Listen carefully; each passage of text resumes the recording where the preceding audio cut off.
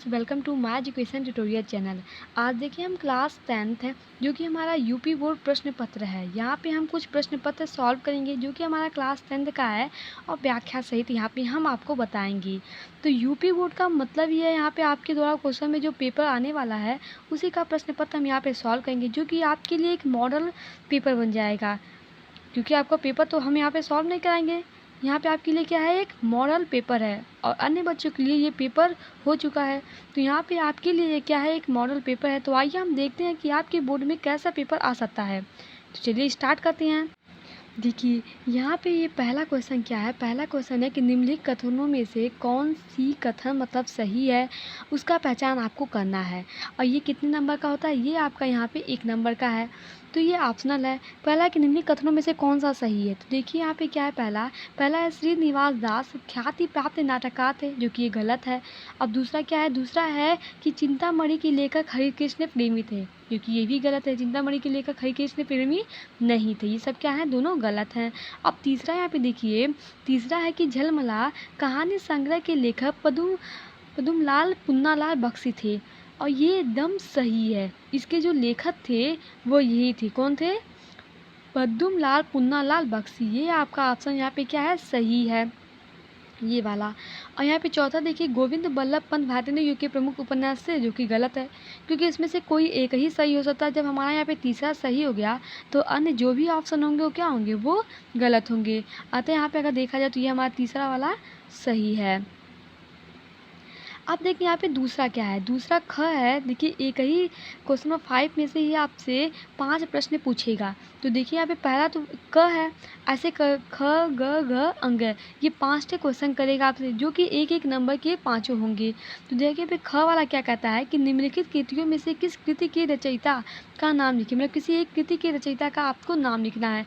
आपको जो भी यहाँ पे पता है उन सभी का नाम लिख सकते हैं, लेकिन आपको किसका लिखना है, सिर्फ एक का लिखना है। आपको सभी तो पता ही नहीं होगा, लेकिन देखिए आपको जो भी पता हो उसमें से आप एक का लिखेंगे। जैसे अगर हम कहें कि रसमीमांसा, जो मीमांसा है, ये किसकी है कृति। तो यहाँ ये है रामचंद्र शुक्ल, किसकी है, रामचंद्र शुक्ल की। ये सब आप सब कॉपी पे लिख लीजिएगा और याद कर लीजिएगा, शायद इसी में से आपका कोई क्वेश्चन पूछ लेती, किसका है, रामचंद्र शुक्ल का है। अब दूसरा देखिए, एक घूंट है, ये लिखा गया है जयशंकर प्रसाद के द्वारा। ये किसके द्वारा लिखा गया है, जयशंकर प्रसाद के द्वारा लिखा गया है।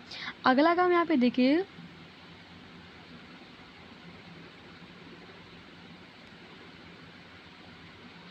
जो शिक्षा और संस्कृति है, ये क्या है, शिक्षा और संस्कृति, ये किसके द्वारा लिखा गया है, शिक्षा और संस्कृति लिखा गया है राजेंद्र प्रसाद। किसके द्वारा लिखा गया है, राजेंद्र प्रसाद। ये सब आपको आप ये सब याद कर लीजिएगा, क्योंकि आपके लिए बहुत इंपॉर्टेंट है। और यहाँ पे देखिए, कलकत्ता से पीपिंग, ये लिखा गया है भगवत सरल उपाध्याय के द्वारा। किसके द्वारा लिखा गया है, भगवत सरल उपाध्याय के द्वारा ये लिखा गया है। अब यहाँ पे आइए हम अगला क्वेश्चन देखते हैं, जो प्रश्न नंबर ग है। तो क्या कहता है कि वट पीपल के रचयिता का नामोल्लेख कीजिए। वट पीपल जो है वो किसने लिखा है, ये आपको यहाँ पे बताना है। तो देखिए क्या है यहाँ पे, वट पीपल, ये लिखा गया है रामधारी सिंह की दिनकर के द्वारा। किसके द्वारा यहाँ पे लिखा गया है, ये लिखा गया है रामधारी सिंह दिनकर के द्वारा। किसके द्वारा लिखा गया है, रामधारी सिंह दिनकर के द्वारा। अब देखिए यहाँ पे प्रश्न नंबर जो ग है वो क्या है, नीड़ का निर्माण फिर किस गद्य विधा पर आधारित है। जो नीड़ का निर्माण फिर है, किस गद्य विधा पर आधारित है, आपको ये बताना है। अगर देखा जाए तो नीड़ का निर्माण फिर ये आधारित है ये आधारित है आत्मकथा पे। किस पे आधारित है, आत्मकथा पे। अब आप पूछेंगे कि इसके लेखक कौन है। इसके लेखक हैं हरिवंश राय बच्चन। कौन है, हरिवंश राय बच्चन। इसे आप सब नोट डाउन कर लीजिएगा। अब हम अगला देखते हैं, क्वेश्चन क्या है। देखिए ये हमारा है, रिपोर्टाज साहित्य विधा के हिंदी किन्हीं 2 लेखकों के नाम लिखिए। रिपोर्टाज साहित्य विधा के किन्हीं 2 लेखकों का आपको नाम लिखना है। तो देखिए आपको बहुत लेखक अन्य भी याद होंगे, हमें जो यहाँ पे पता है वो हम आपको बताते हैं। पहला है तो फरीश्वरनाथ रेणु। कौन है, फरीश्वरनाथ रेणु। और दूसरा है विश्व प्रभाकर। दूसरा कौन है, विश्व प्रभाकर। ये देखिए सभी क्वेश्चन आपका एक एक नंबर का था और इसके पिछला जो था क और ख ये दोनों भी एक एक नंबर था। अतः अगर आप 5 का आंसर देते हैं तो आपको टोटल इसमें कितने अंक मिलते हैं, 5 अंक प्राप्त हो चुके हैं। आइए देखिए आप कितने अंक प्राप्त करते हैं। अब हम बात करते हैं दूसरा क्वेश्चन। दूसरा क्वेश्चन हमारा क्या है कि रीतिकाल के किन्हीं 2 प्रवृत्तियों का उल्लेख कीजिए। रीतिकाल की किन्हीं 2 प्रवृत्तियों को बताना है, तो आप कुछ भी बता सकते हैं। यहाँ हम आपको बताना है, पहला लिख लीजिए आप रीति ग्रंथों का निर्माण। क्या है, रीति ग्रंथों का निर्माण। और दूसरा लिख लीजिए आप श्रृंगार रस की प्रभुत्ता। आपको 2 प्रवृत्तियों के बारे में आपको बताना है। तो पहला रीति ग्रंथों का निर्माण हुआ, रीतिकाल में रीति ग्रंथों का निर्माण हुआ और श्रृंगार रस की इसमें प्रभुत्ता रही। मतलब जो भी कवि इसमें लिखे हैं वो सबने श्रृंगार रस की प्रभुत्ता, जैसे हम आपको कहें कि बाल कृष्ण का वर्णन, बाल कृष्ण जो कृष्ण जी की लीलाएँ थी, यहाँ पे उनके श्रृंगार के बारे में बताया गया था और रीतिकाल में हुआ था। और जो यहाँ पे क्वेश्चन दूसरा है ख, ये बोला कि छायावाद काल के किन्हीं 2 प्रमुख कवियों के नाम लिखिए। छायावाद काल के किन्हीं 2 प्रमुख कवि के नाम लिखना है। अब देखिए एक आप लिख लीजिए जयशंकर प्रसाद। एक कौन है, जयशंकर प्रसाद। और दूसरा है रामधारी सिंह दिनकर। दूसरा कौन है, रामधारी सिंह दिनकर। ये दोनों क्या हैं, छायावादी कवि हैं और कवि हैं, लेकिन छायावाद काल के हमें 2 प्रमुख कवि के नाम लिखना था, इसलिए हम आपको यहाँ पे 2 ही बता रहे हैं। एक है जयशंकर प्रसाद, दूसरा है रामधारी सिंह दिनकर। और तीसरा यहाँ पे देखिए क्या है, प्रयोगवादी काव्य धारा की किसी एक की प्रवृत्ति का उल्लेख करना है। किसका, प्रयोगवादी काव्य धारा का। तो यहाँ पे देखिए एक है विद्रोह का स्वर। क्या है, विद्रोह का स्वर। यहाँ पे देखिए किसी एक का बोला है, क्या बोला है, किसी एक का आपको उल्लेख करना है। तो यहाँ एक लिख लीजिए प्रयोगवादी के, क्या है, विद्रोह का स्वर। अब अगला क्वेश्चन देखते हैं। अब देखिए यहाँ पे जो तीसरा है वो क्या है, निम्नलिखित पद्यांशों में से किसी एक पद्यांश के नीचे दिए गए प्रश्नों के उत्तर दीजिए। तो यहाँ पे आपको 2 पद्यांश दिए गए, एक क है एक ख है, जो कि हमारा कितने नंबर का है, जो कि टोटल हमारा 6 नंबर का होता है। किन्हीं इसमें से दोनों आपको नहीं करना है, किसी एक को ही आपको क्या करना है, इसे सॉल्व करना है। जब आप किसी एक उसमें से सॉल्व करेंगे, या तो आप क वाले को कीजिए तो ख वाले कीजिए। तो ये दोनों पद्यांश है जो कि आपके चैप्टर का, इस बुक का ही है, हिंदी बुक का। तो आप सब इसे सॉल्व कर लीजिएगा। यहाँ हम आपको क्वेश्चन दिखा दे रहे हैं, यही क्वेश्चन है यहाँ पे। अगला हम देखते हैं, अगर देखिए यहाँ पे ये पूरा देख लीजिए, ये पूरा इसी प्रकार है। अब देखिए यहाँ पे जो चौथा है, चौथा क्या है हमारा, चौथा है कि निम्नलिखित पद्यांशों में से किसी एक पद्यांश का संदर्भ सहित व्याख्या कीजिए। किसी 2 पद्यांश आपको दिए गए हैं, इसमें से किसी एक का आपको व्याख्या करना है, वो भी संदर्भ सहित आपको व्याख्या करना है। तो यहाँ पे देखिए ये दिया गया है क हमारा, जो कि हमारे कितने नंबर का, ये हमारा टोटल 6 नंबर का होता है। 1 नंबर संदर्भ और यहाँ पे प्रसंग व्याख्या, ये तीनों मिला के यहाँ पे 6 नंबर का टोटल होता है। तो आप सब इसे इसकी व्याख्या कर लीजिएगा। हम आपको दूसरा दिखाते हैं क्या है इसमें। ये देखिए ये उसी पार्ट का जो क हमारा था, उसी का ये आधा पार्ट यहाँ पे है, इतना पूरा। तथा जो हमारा ख वाला पार्ट है वो क्या है, ये हमारा क्या है, ख वाला पार्ट है। टूटी है तेरी कब समाधि, ये समाधि वाले चैप्टर का है। सुनकर जलते कर भी पुकार, सुख से विरत दुख में समान, ये टोटल हमारा ख वाला है। तो आप सब इसकी संदर्भ प्रसंग व्याख्या कर लीजिएगा। ये सभी क्वेश्चन हम करा चुके हैं, ये हम आपको पद्यांश जब पढ़ा रहे थे चैप्टर में, तभी हम सभी इसके अर्थ बता चुके हैं। तो आप प्रीवियस वीडियो को देखकर ही आप इसे सॉल्व कीजिएगा, क्योंकि बिना मतलब आपको पद्यांश भी नहीं पता रहेगा तो आप पेपर में कैसे सॉल्व कर पाएंगे। तो आपसे रिक्वेस्ट है कि आप पहले प्रीवियस वीडियो को देख लीजिए। अब देखिए यहाँ पे हम बात करते हैं पचवा हमारा जो क है, ये हमारे कितने नंबर का होता है, ये हमारा होता है 3 नंबर का। तो आपने कहा, आप देखिए कि आपने टोटल कितने मार्क्स किए। तो पहले वाले क्वेश्चन में आपने 5 नंबर प्राप्त किए थे, दूसरे वाले क्वेश्चन में कितने नंबर प्राप्त किए, 6 नंबर, तो +6 कर दिए। और जो हम तीसरा क्वेश्चन बताए थे, सॉरी दूसरा क्वेश्चन था वो हमारा 5 नंबर का था। जो दूसरा क्वेश्चन था वो कितने नंबर का था, 5 नंबर का था। और तीसरा क्वेश्चन हमारा 6 नंबर का था और चौथा क्वेश्चन भी हमारा 6 नंबर था। तो अभी तक आपने टोटल इतने मार्क्स प्राप्त कर चुके हैं। अब देखिए यहाँ पे हम 5वां बता रहे हैं, जिसमें आपको 3 नंबर मिलेंगे। 5वां का भी पार्ट है, जैसे क ख, ये पार्ट बताया गया इसमें। तो क में कितने नंबर का है, टोटल 3 नंबर का है। इसमें करना क्या है आपको कि निम्नलिखित लेखकों में से किसी एक लेखक का जीवन परिचय करना है। आ गया, देखिए जीवन परिचय लिखने के लिए हमेशा आता है, इसमें भी आ गया। तो आपको क्या करना है, जीवन परिचय लिखना है। या तो आप जयप्रकाश भारती पे लिखिए, या तो राजेंद्र प्रसाद पे लिखिए, या तो आप रामधारी सिंधिया पर के लिए। ये तीनों हम जीवन परिचय आपको बता चुके हैं, तो प्रीवियस वीडियो में आप सब इसे देख लीजिएगा। अब देखिए यहाँ पे जो ख है, ये क्या बोला, इसमें भी आपको जीवन परिचय लिखना है, लेकिन ये क्या था, ये लेखक था और इसमें कवि का लिखना है, अर्थात ये गद्य था और ये क्या है, हमारा पद्य है। तो पद्य में आपको इसे जीवन परिचय लिखना है। कौन कौन है, सूरदास, सुमित्रानंद पंत और बिहारी लाल। इन सभी का हम जीवन परिचय बता चुके हैं, तो आप प्रीवियस वीडियो में इन सभी को देख लीजिएगा, साथ में याद भी कर लीजिएगा। तो आइए हम अगला देखते हैं, जो क्वेश्चन नंबर 6वां है। आपको इसमें टोटल कितने मार्क्स मिले, टोटल आपको 6 मार्क्स मिले। 3 नंबर गद्य के पद्य जीवन परिचय लिखने के और पद्य के 3 नंबर मिले आपको, तो 6 नंबर टोटल ये हो गए। आप सब इसे काउंट करते जाइएगा। आपका जो नंबर है वो हम 70 मार्क्स का होता है पेपर, मैं 70 में 70 आपको दिला के रहूँगी। तो आइए देखते हैं, जो क्वेश्चन नंबर 6वां है वो क्या है कि निम्नलिखित संस्कृति गद्यांश का संदर्भ सहित हिंदी में अनुवाद कीजिए। आपको मतलब यहाँ पे गद्यांश दिया रहेगा, उसका आपको क्या करना है, हिंदी में अनुवाद करना है। तो देखिए, अगर जो इसका गद्यांश है, यहाँ पे देखिए ये हमारा गद्यांश है जो कि दिया गया है पहला, और यहाँ पे दूसरा क्या है, जैसे ये जो गद्यांश है ना, ये गद्य मतलब गद्य का, संस्कृत में भी गद्य पद्य के रूप में ही होते हैं, समझ लीजिए। तो ये हमारा गद्य के रूप में है, ये कविता जो है वो पद्य के रूप में है, लेकिन वैसे तो यहाँ पे गद्यांश ही बोला है, तो हम दोनों को गद्यांश ही समझते हैं। तो आइए देखते हैं, इसका आपको क्या करना है, यहाँ पे व्याख्या करना है। अब हम आपको अगर अगला क्वेश्चन की बात करें, अर्थात ये जो हमारा कितने नंबर का था, ये हमारा 4 नंबर का था, तो आप काउंट ले, 6 नंबर आपको किस में मिले थे, 6 नंबर आपको मिले थे जीवन परिचय लिखने के लिए, जो कि आपने एकदम बिल्कुल सही लिखा था, लिखे होंगे, मतलब पेपर में लिख के आए होंगे। और ये हम संस्कृत आपने व्याख्या किया होगा, तो ये 4 नंबर का है। इसमें से आपको एक ही करना है, या तो ये वाला कीजिए या तो ये वाला कीजिए, जो आपकी मर्जी, मतलब ये तो थोड़ा आसान होगा, आप इसे ही कीजिएगा। ये भी आसान है आपके लिए, आप इसे भी कर सकते हैं, तो इसमें आपकी मर्जी, आप जो भी करें। अब देखिए अगला क्वेश्चन की बात करें अगर हम, अब अगला हमारा क्या है, अगला हमारा है क्वेश्चन नंबर 7वां। अब देखिए इसमें क्या करना है, इसमें आपको करना है कि अपनी पाठ्य पुस्तक से कंठस्थ किया हुआ, कंठस्थ मतलब क्या होता है, याद, कंठस्थ मतलब होता है आपको जो याद है, नकल करके तो लिखना नहीं होता, जो आपको याद होगा वही आपको लिखना रहेगा। कोई एक श्लोक लिखिए, और श्लोक अगर आपने याद किया है तो उसे आपको लिखना रहेगा। और ये देखिए कितने नंबर का है, ये आपका 2 नंबर का होता है, मतलब 4 लाइन 8 लाइन जो भी आपको जितना भी याद हो उसे आपको लिखना रहता है, और इसमें आपको 2 मार्क्स मिलेंगे। अब देखिए क था, और ये हमारा क्या है, ख, जो कि 7 का ही है।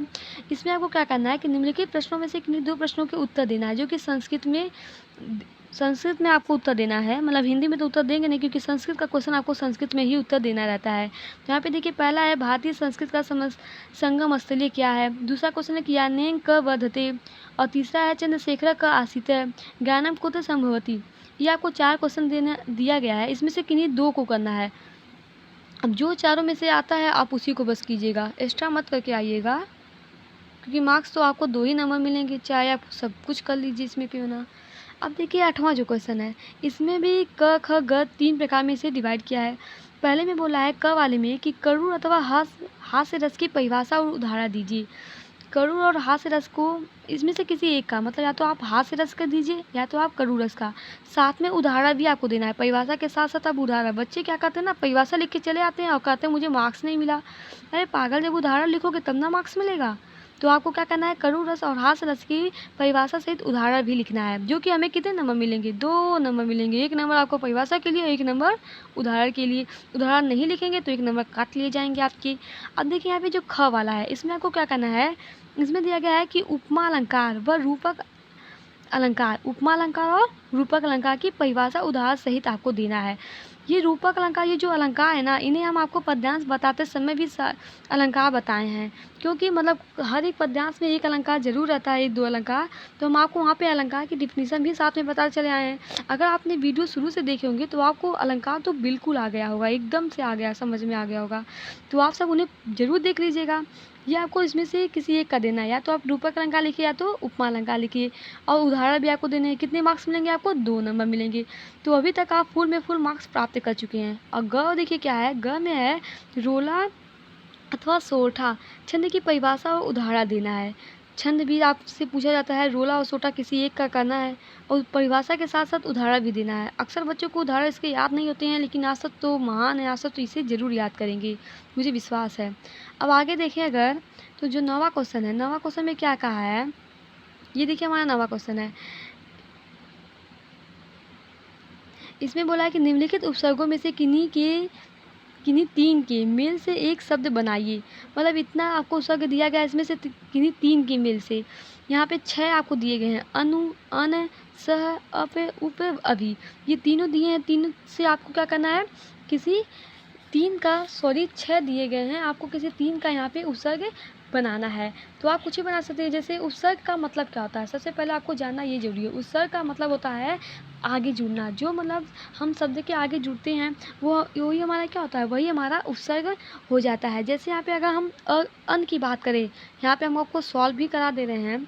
अन का अर्थ देखिए तो अन जैसे अनमोल और भी हो सकता है। और उपकार का देखें तो अपकार का मतलब अपकार ही लिख सकते हैं। सॉरी, मैं आपको आंसर ही बता देते हैं। अनु का देखें तो अनुचर, और उप का देखें तो उपकार, और स का सहचर, अभि का अभिमान या अभिमन्यु, ऐसे भी आप लिख सकते हैं। अगला हम देखते हैं, ये देखिए हमारा क्या है, उसी जो हमारा 9वां था, उसी का ख वाला पार्ट है। क्योंकि क वाले पार्ट में आपसे उपसर्ग कहा गया था। अब ख वाले में देखिए क्या क्या आएगा, इसमें 2 प्रत्यय करना है आपको। उसमें 3 कहा था, इसमें 2 कहा है। जिसे प्रत्यय मतलब होता है बाद में पीछे जोड़ के हम कोई शब्द बनाते हैं, वो हमारा प्रत्यय होता है। जैसे त्व करना है आपको, ता दिया है, पन दिया है, तो त्व का बोले तो ससित्व हो जाएगा या महत्व लिख सकते हैं आप। और ता का देखें तो महानता। महानता में आपको दिखेगा महान शब्द है ना, महान में अगर आपको प्रत्यय जोड़ना है, अगर हम ता जोड़ दें तो ये क्या हो जाएगा, अर्थ हमारा शब्द क्या बन जाएगा, महानता। तो इस प्रकार हम इसे जोड़ के बनाते हैं। अब अगला यहाँ पे देखिए क्या है, हट, पन है। तो यहाँ पे आप जोड़ेंगे, जैसे लड़कपन हुआ, लड़कपन। हट का देखें तो जगमगाहट, और वट का देखें तो थकावट। ये क्या हो गया। अब ग वाले में देखें तो इसमें क्या बोला कि निम्नलिखित में से किन्हीं 2 के समास विग्रह कीजिए। अब आपसे समास भी पूछा जाता है, तो समास आपने अगर पढ़े होंगे तो आपको यहाँ पे आप करने में आपको आसानी होगी। जैसे यहाँ पे बोला है प्रधान अध्यापक, हम यहाँ पे आपको बता देते हैं कि प्रधान है जो अध्यापक। देखिए यहाँ पे आपको समास का नाम नहीं बताना है। सबसे बड़ी बात है कि आपको समास का नाम नहीं बताया, सिर्फ विग्रह करने के लिए कहा है। तो ये बहुत मतलब छोटी बात है, आप विग्रह कर लेंगे। क्योंकि नाम पूछा तो आप कंफ्यूज हो जाते हैं कि कौन सा समास है। तो देखिए प्रधान अध्यापक है तो प्रधान है जो अध्यापक, और दूसरा है पीताम्बर, पीला है जो अंबर, और तीसरा है यहाँ पे सप्त सिंधु, 7 सिंधुओं का समूह है, उसे हम क्या कहते हैं, सप्त सिंधु। और खरा खोटा, खरा और खोटा, योजक चिन्ह का मतलब क्या होता है, और का, तो खरा और खोटा। ऐसे का यहाँ पे ग वाले को देखिए, ग में क्या है, निम्नलिखित में से किन्हीं 2 शब्दों के तस्मत रूप लिखिए। अब देखिए इसका आपको तस्मत रूप लिखना है। जैसे कि हम खंभा की बात करें, खंभा है, इसका तस्मत क्या होगा, स्तंभ। और आँख है, इसका तस्मत क्या होगा, अच्छी। जैसे ये आपको जो रूप दिया गया है ना, ये आपका तद्भव है। और आपको बनाना किस में से, तत्सम में बनाना है। तद्भव मतलब बिगड़ा रूप होता है, और तत्सम मतलब क्या होता है, शुद्ध रूप होता है। खंभा का शुद्ध रूप क्या होता है, स्तंभ होता है। अगर हम कछुआ की शुद्ध रूप बात करें तो उसको ये आप सब नहीं जानते होंगे, तो किसी ने से नहीं करके आया होगा। मतलब सब में खंभा और आँख का ही करके आए होंगे, लेकिन हम आपको कछुआ का बता देते हैं। कछुआ का होता है कत्थक का, और चांद का क्या होता है, चर्म। अब यहाँ पे देखिए जो पचवा है, पचवा क्या, निम्नलिखित में से किन्हीं 2 शब्दों के 2 पर्यायवाची लिखना है। पर्यायवाची तो सबको मतलब पता रहता है। जैसे कमल का पर्यायवाची अगर हम पूछे आपसे तो क्या होगा, सरोज और पंकज। और भी हैं इसके, लेकिन आपको 2 ही लिखना है, इसलिए हम आपको 2 ही बता रहे हैं, सरोज और पंकज। और गंगा क्या कहता है, भागीरथी और देव नदी। और दिन का तो दिन, दिवस, वार। और नदी का देखें तो सरिता, टहनी। और पुष्प का अगर देखें तो पुष्प का क्या होगा, पुष्प, कुसुम, सुमुन। ये हम आपको 2 पर्यायवाची लिखना था, लेकिन आपको सभी के पर्यायवाची बता दिए हैं। तो अगला हम देखते हैं, देखिए ये हमारा 10वां है। 10वां में आपको क्या करना है कि निम्नलिखित में से किन्हीं 2 में संधि कीजिए। आपको यहाँ पे संधि कीजिए तथा संधि का नाम भी लिखने। आपको संधि का मतलब जानते क्या होता है, इन दोनों को जोड़ दीजिए, इन दोनों को क्या कीजिए, मिला दीजिए। जैसे 1 है और +1 दिया है, तो जोड़ेंगे तो क्या आएगा, 2 होगा ना। तो यही होता है संधि। अब देखिए यहाँ पे अगला जो क्या है, संधि का नाम लिखना। साथ में जोड़ने के बाद जो क्या प्राप्त होगा ये भी आपको बताना है। तो आइए देखते हैं क्या प्राप्त होगा। जैसे अस्य + ए है, तो आप जब जोड़ेंगे तो इसे बनेगा अस्सी। और ये कौन सी संधि है, दो चुटकी अर्थात वृद्धि संधि, यह हम आपको बता चुके हैं। दो चुटकी मतलब वृद्धि संधि, तो अस्व्यय हो गया। अब यहाँ पे दूसरा क्या है, दूसरा है प्रति आदेश। अब देखिए प्रति आदेश, यहाँ पे आधा र आया ना, तो हम आपको बताए थे यड़ में क्या होता है, वो आधा वाला पार्ट सभी यड़ के ही होते हैं। अर्थात जैसे यह संधि में क्या होगा, पित्रादेश, इसका हम संधि बनाएंगे तो क्या हो जाएगा, पित्रादेश हो जाएगा। अगला देखिए यहाँ पे रत्न घोष है। रत्न घोष का क्या होगा, रत्नो घोष। रत्नो घोष क्या हो जाएगा, रत्नो घोष। अगर यहाँ पे अगर देखेंगे तो जो हमारी संधि है वो क्या है, वृद्धि संधि है, क्योंकि यहाँ पे भी दो चुटकी आ रहे हैं, तो दो चुटकी मतलब वृद्धि संधि। हम आपके लिए एक वीडियो लाएंगे जिसमें हम आपको ट्रिक से संधि बताएंगे, जो कि आपके लिए बहुत आसान होगा। आप कोई भी पेपर दीजिए, सब में ये रूल फॉलो करेगा। तो इसके लिए हमारे चैनल को आपको सब्सक्राइब करना पड़ेगा, जिससे आपको नोटिफिकेशन प्राप्त हो सके। तो प्लीज़ हमारे चैनल को आप क्या कीजिए, सब्सक्राइब कीजिए। यहाँ पे देखिए मधु अरी है। मधु अरी का क्या होता है, मधुवर अरी, जो कि हमारा क्या है, ये यड़ संधि है, क्योंकि हमारा आधा आ रहा है तो मधु अरी ये हमारा यड़ संधि होता है। यहाँ पे देखिए जो ख पाठ में है, ख पाठ में क्या बोला आपसे कि निम्नलिखित शब्दों में से रूप तृतीया विभक्ति बहुवचन लिखिए। ये तो पक्का बच्चों को नहीं आता, ये हमेशा उनसे गलती हो जाती है और छूट भी जाता है। कई बच्चे तो इसे करके ही नहीं आते हैं, तो आप ये गलती मत कीजिएगा, क्योंकि आपके 2 मार्क्स क्या हैं, फिक्स हैं। मैं फिक्स कर चुकी हूँ आपके 2 मार्क्स ही है। तो इसका काम देखें तो फल और मति का तृतीया विभक्ति बहुवचन बताना है आपको, तो इसका हो जाएगा फलय अथवा मति भी। और यहाँ पे जो मति का होगा वो मति भी होगा। तथा मधु का देखा जाए तो मधु का होता है मधु भी, और नदी का क्या होता है, नदी भी। अब ग वाले में देखिए क्या करना है, ग में बोला कि निम्नलिखित में से किसी एक धातु, लकार, पुरुष तथा वचन का उल्लेख करना है। धातु बताना है, लकार बताना है, पुरुष और वचन, इतना सारा आपको बताना है। मिलेंगे आपको सिर्फ मात्र 2 अंक। तो आइए बताते हैं इसका। जैसे यहाँ पे पहला लेते हैं, पहला जो पठु है ये क्या है, देखिए धातु देखिए ना, तो धातु पठ ही होता है, क्योंकि धातु पहचाना बहुत आसान है। इसका जो पहला वर्ड होता है ना, उसी से ले लीजिए, तो धातु का क्या होगा, पठ हो गया इसका। और लकार देखा जाए तो लकार लोट लकार होगा। और अगर पुरुष की बात करें तो यहाँ पे जो पुरुष है वो प्रथम पुरुष है। ये कौन सा पुरुष है, प्रथम पुरुष है। अब वचन की बात करें तो ये एक वचन है। ऐसे हम सभी का बताते हैं आपको, जैसे असातम है, तो यहाँ पे अगर धातु देखें तो इसका जो धातु है वो अस है। क्या है इसका धातु, अस है। तथा अगर लकार की बात करें तो ये लंग लकार है। और पुरुष देखा जाए तो ये प्रथम पुरुष है, और वचन द्विवचन है। अब यहाँ पे जो हमारा दक्षसी है, ये हमारा धातु जो है वो दृश्य है। और लकार लिट लकार है। क्या है, लिट लकार है। और पुरुष क्या है, मध्यम पुरुष है। और वचन क्या है, एक वचन है। अब यहाँ पे जो पचमामी है, अगर इसका हम धातु देखें तो ये पच धातु है। लकार लट लकार है, पुरुष उत्तम पुरुष है, और वचन क्या है, एक वचन है। तो यहाँ पे हम आपको सभी बता दिए, आपको सिर्फ एक ही बताना था। तो आप सब इसे देख लीजिएगा, इसमें से कुछ भी आपका आ सकता है। मतलब मॉडल पेपर है तो ज़रूर ये 2 मैच ही खा जाएगा, तो आप सभी याद कर लीजिएगा। अब यहाँ पे देखिए जो ग वाला है, ग में क्या बोला है कि निम्नलिखित में से क्या करना है, किन्हीं 2 वाक्यों का संस्कृत में अनुवाद करना है। अब आ गया आपको संस्कृत में अनुवाद करने के लिए। देखिए जिन व्यक्तियों ने अनुवाद सीखा होगा उनके लिए तो ये आसान होगा, लेकिन जिन्होंने नहीं सीखा उनके लिए क्या होगा, कठिन होगा। वो तो कुछ नहीं कर सकते। लेकिन आपका तो मार्क्स फिक्स है, आपका मार्क्स कोई ले नहीं सकता। आपका 2 नंबर इसमें फिक्स है। हम आपको कहें ना, हम आपको क्या करेंगे, 70 में 70 दिला के ही रहेंगे, चाहे आप क्वेश्चन करके आइए ना करके आइए, हम आपको 70 में 70 देंगे। तो आइए, आपको 70 में 70 प्राप्त करना है, तो देखिए इसे कैसे सॉल्व करेंगे आप। ये बोला निम्नलिखित में से किन्हीं 2 वाक्यों का संस्कृत में अनुवाद कीजिए। तो आप जैसे यहाँ पे पहला है, सागर के उत्तर में भारतवर्ष है, तो इसका क्या जाएगा, सागरः उत्तर दिशायाम भारतवर्ष अस्ति। दूसरा बड़ा है, प्रातः उठना चाहिए, इसका क्या होगा, प्रातः उत्तिष्ठति। और तीसरा का होगा, सदा सत्य में जयते, हमें हमेशा सत्य की जीत, मतलब सदा सत्य की जीत होती है। और तीसरा का हो जाएगा, अहम अद्य गृह गमिष्यामि होगा, चाहिए के अर्थ में गमिष्यामि होता है। अब देखिए हम यहाँ पे हम अगला आपको बताते हैं। आ गया हमारा जो ग्रामा क्या है कि निम्नलिखित विषयों में से किसी एक विषय पर निबंध लिखिए। अब यहाँ पे आपको 5 टोटल दिया गया है, इसमें से किसी एक के बारे में आपको बताना है। निबंध तो सबके लिए सबका आसान होता है, मतलब सभी लिख लेते हैं, सिर्फ समय चाहिए। क्यों, आपको मतलब यहाँ पे समय भी कम पड़ जाते हैं। तो देखिए यहाँ पे पहला क्या है, जल संरक्षण की आवश्यकता। पहला क्या है, जल संरक्षण की आवश्यकता। दूसरा है मेरा प्रिय कवि।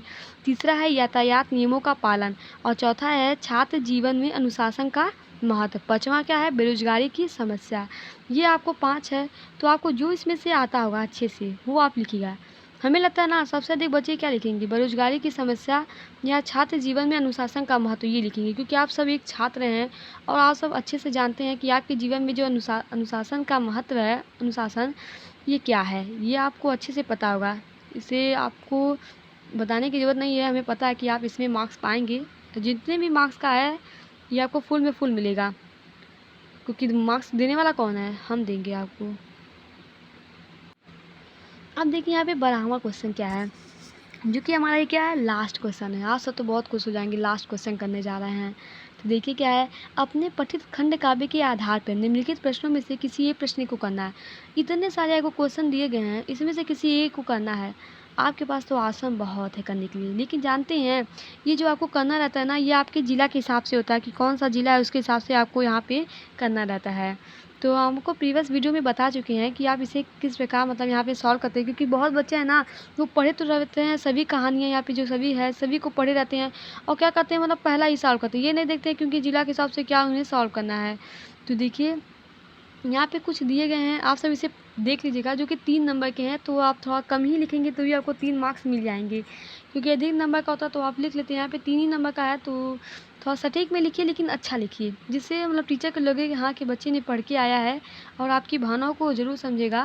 क्योंकि टीचर क्या होते हैं, महान होते हैं और बच्चे उनसे भी महान होते हैं।